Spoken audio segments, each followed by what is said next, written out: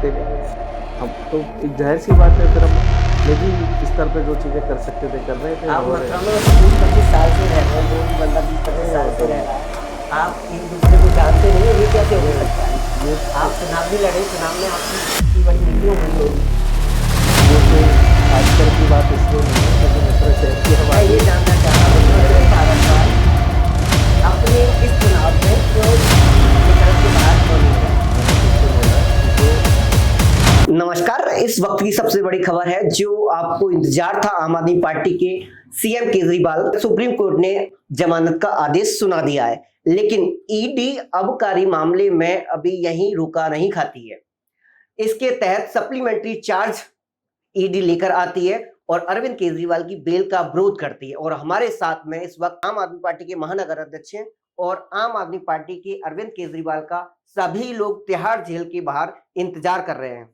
Sir, बहुत बहुत स्वागत है। आपसे मैं पूछना चाहता हूं कि आपको कैसा लग रहा है कि ये इस ऐसे इलेक्शन 2024 के बीच ये सुनने में आ रहा है कि आम आदमी पार्टी दिल्ली के सीएम केजरीवाल बाहर आ रहे हैं। धन्यवाद। ये हम सभी कार्यकर्ताओं के लिए बहुत ही हर्ष का विषय है कि हमारे राष्ट्रीय संयोजक दिल्ली के मुख्यमंत्री माननीय श्री अरविंद केजरीवाल जी को 1 जून तक के लिए सुप्रीम कोर्ट ने जमानत दी है और इससे हम सभी का मनोबल बढ़ेगा, जिससे और इंडिया गठबंधन का भी इससे बहुत मनोबल बढ़ेगा और वो प्रचार करेंगे तो जाहिर सी बात है, आप देखेंगे इसका बहुत ही शानदार ड्रामेटिकल इफेक्ट दिल्ली में, पंजाब में और दूसरे राज्यों में आपको दिखाई देगा।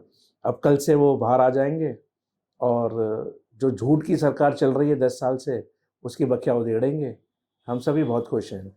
और सर, मेरा सबसे बड़ा सवाल ये है कि इलेक्शन 2024 चल रहा है। मथुरा में सेकंड फेज का इलेक्शन कंप्लीट हो चुका है, फर्स्ट फेज का कंप्लीट भी हो चुका है 19 अप्रैल को, लेकिन देखा जा रहा है कि 2019 के चुनाव के मुकाबले जो डिक्लाइन दिख रहा है मुझको, उसका सबसे बड़ा रीजन क्या है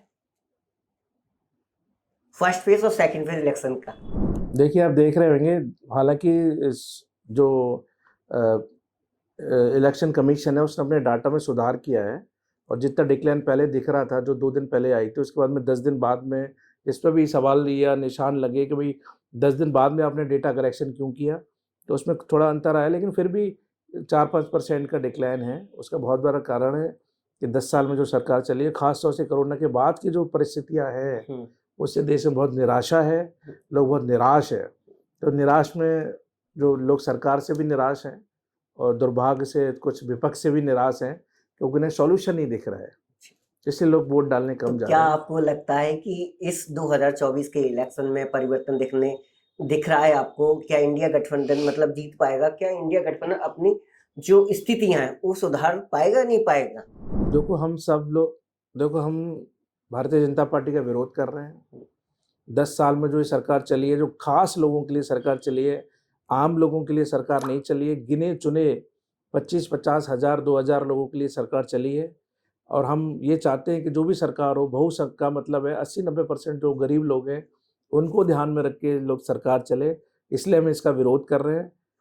विश्लेषण अगर आप करना चाहते हैं तो इस समय विश्लेषण करना बड़ा कठिन है। एक अच्छी चीज़ हुई है जो इस इलेक्शन में हुई है कि लोगों ने अपने निजी विचार ही व्यक्त नहीं किए हैं। और अगर आप टीवी नहीं देखते हो, आप अखबार ना पढ़ते हो, तो आपको पता ही नहीं चलेगा कि इलेक्शन चल रहा है। क्योंकि आम तौर पे चाय की दुकान पे, सड़क चलते कहीं भी पहले चर्चा होती थी। वो राष्ट्रीय स्तर की ना भी हो तो इतना तो होता था कि मैं किसे वोट दूँगा, आप किसे दे रहे हैं। एक दूसरे के विचार आदमी लेता था और उससे कन्विंस करने की कोशिश करता था अपने आप से। लेकिन इस बार ये बहुत ही आश्चर्यजनक बात है, शहर से लेके गाँव तक, कस्बे तक आम नागरिक कोई चर्चा ही नहीं कर रहा है। किसकी? किसी की भी कि मैं किसे वोट दूँगा, तुम्हें किसे वोट देना है, चुनाव की। आपको किसने इसलिए आपने मैं तो किसने बोल रहा हूँ, मैं तो पब्लिक में ही रहता हूँ अच्छा, और रोज़ 60-70-100 किलोमीटर घूमता भी हूँ। अच्छा, तो ये बहुत आश्चर्यजनक बात है और ये अच्छा भी है कि लोग निर्णय ले रहे हैं, स्वयं से निर्णय ले रहे हैं और इस स्तर पर निर्णय ले रहे हैं कि और किसी की सुनी-सुनाई बात पर वो प्रभावित नहीं है। ये लोकतंत्र के लिए अच्छा साइन है कि आप अपनी स्वयं की इच्छा से निर्णय लें और वो भी किसी दूसरे अन्य से प्रभावित ना हो। आप मुझे इतना बताइए कि सेकंड फेज इलेक्शन में आम आदमी पार्टी के कार्यकर्ता कुछ हद तक दिखाई दिए, लेकिन आप नगर निगम का चुनाव लड़ने के बाद जो सेकंड फेज इंडिया गठबंधन है, आप पूरे चुनाव में दिखाई नहीं दिए। और मैं ये जानना चाहता हूं कि महानगर अध्यक्ष आम आदमी पार्टी के प्रवीण भारद्वाज इस इलेक्शन में इंटरेस्ट क्यों नहीं लिया आपने? क्या सामंजस्य नहीं है? देखिए, एक बहुत ही स्पष्ट बात है कि जब ये गठबंधन बना था, तो ये वास्तव में जो गठबंधन था, विरोधी वोट के विभाजन को रोकने के लिए था। तो मुख्य रूप से ये गठबंधन विरोधी वोट के विभाजन को रोकने के लिए होता है। मेरा दूसरा, सवाल ये नहीं है। मैं अब उस पर आ रहा हूँ। दूसरा, जो हमारी निजी क्षमताएं होती है, संसाधन होता है, उसका इस्तेमाल करना जो ग्रुप का लीडर होता है उसका होता है। दुर्भाग्य से 1 डेढ़ साल हो गए हमें गठबंधन में आए हुए। मैं मथुरा जिले की बात कर रहा हूँ। कोई समन्वय समिति नहीं है, कोई मीटिंग नहीं है, एक दूसरे को हम जानते नहीं है। हम तो एक जाहिर सी बात है, फिर हम निजी स्तर पे जो चीजें कर सकते थे कर रहे थे। आप और मथुरा में मतलब 20-25 साल से रह रहे हैं, वो ही बंदा 20-25 नहीं, साल वो से तो रह रहा है, आप एक दूसरे को जानते नहीं है, ये कैसे हो सकता है? ये आप चुनाव भी लड़े, चुनाव में आपकी इतनी बड़ी मीटिंग हुई होगी। ये कोई आश्चर्य की बात इसलिए नहीं है क्योंकि मथुरा शहर की मैं आबादी, ये जानना चाहता हूँ कि मथुरा प्रवीण शहर भारद्वाज अपने इस चुनाव में क्यों निकल के बाहर क्यों नहीं आए? मैंने फिर से बोला कि जो हमारी क्षमताएं हैं उसका इस्तेमाल किया जाता है। आप पे मैं क्षमता तो नहीं चुनाव थी? नहीं, मैं चुनाव नहीं लड़ रहा। ये तो उनका काम था ना, वो हमारी क्षमताओं का इस्तेमाल करते, आप या साथ हमें नहीं इस देना लायक, चाहते थे? या वो हमें इस लायक समझते कि हमारे अंदर कोई क्षमताएं तो हैं। मतलब आपको लायक नहीं समझा गया? मुझे क्या पता है। आपने बात करी, जितना हमसे सहयोग लिया गया उतना हमने सहयोग किया, कितना सहयोग किया? जितना भी हमसे लिया मैं गया। उस एरिया में मैंने पूरा रहा, मैं आपका ना तो होर्डिंग पर फोटो दिखाई अब दिया, वो तो ना आप दिखाई दिए। वो तो उनसे पूछना चाहिए ना आपको।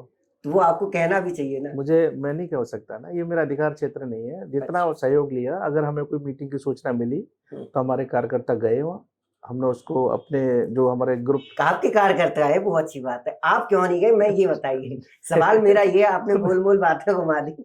मैं ये पूछना चाह रहा हूँ, प्रवीण भारद्वाज आम आदमी पार्टी के जो महानगर अध्यक्ष का कैडर संभाल रहे हैं मथुरा में, वो मुकेश धनगर की एक भी मीटिंग में शामिल क्यों नहीं हुए? नहीं, देखिए, मैं फिर से वही कहूंगा, हम अपने स्तर से चीजें कर रहे थे, तो हमने अपने स्तर से अब काफी सारे जिले में कार्यक्रम किए जिसमें मैं भी शामिल हुआ था।